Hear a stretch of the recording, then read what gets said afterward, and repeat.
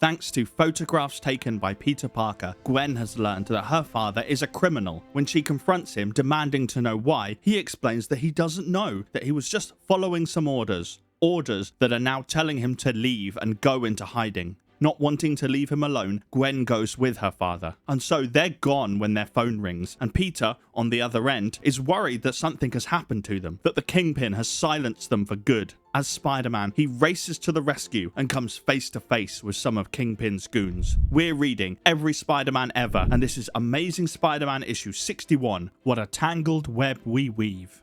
The goons never stood a chance against Spider-Man, who takes them out with ease. But when he tries to get an answer out of one, he finds out that they've all been brainwashed and they know nothing. Meanwhile and elsewhere, Harry picks Mary Jane up in his car. He's worried about Peter, Gwen and George all being missing, but MJ is sure that they'll show up. She's more worried about getting paid for her dancing. She's then shocked to learn that the club has closed down and she won't be getting any of her money.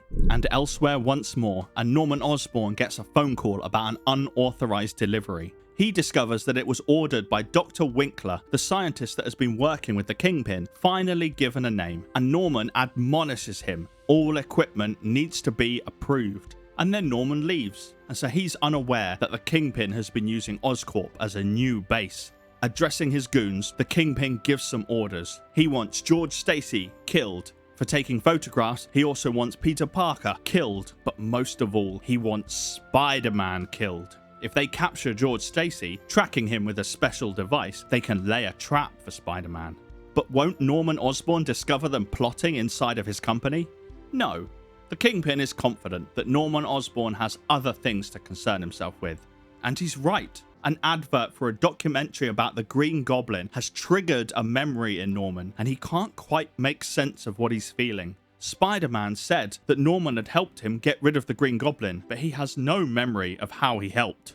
Later, at an airport, Kingpin's device leads his men to where George Stacy is, before he's able to flee the country. They kidnap both George and his daughter Gwen, and as this is going down, Spider-Man is preparing and investigating. He makes himself a gas mask that lightly sits under his regular mask, and he discovers an Osborn connection in the closed down nightclub. And so, when Gwen and her father are tied together under a large vat of imposing pink liquid, Spider-Man smashes through the window to the rescue. And when the Kingpin tries to use his gas trick again, Spidey's new mask protects him, and our hero is able to fight back. But Spider-Man was too busy worrying about the Kingpin that he didn't see Dr. Winkler, who has a gun to Gwen's head. One false move, Spider-Man, he says, and she dies.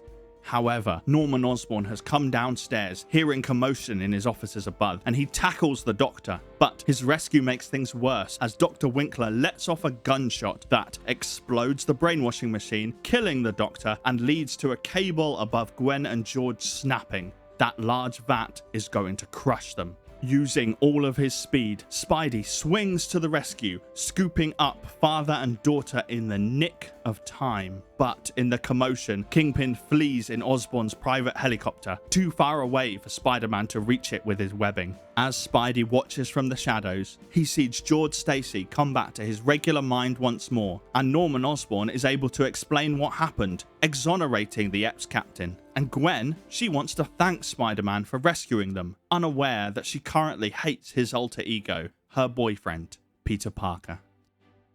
Thanks for watching and joining me on this journey. Next week, Forbushman tries on different hero personas. But while we wait for that issue, here's a fun fact about this one. This issue is the very first cover appearance of both Gwen Stacy and her dad. They will both appear again in many covers, including some very, very iconic covers in the future.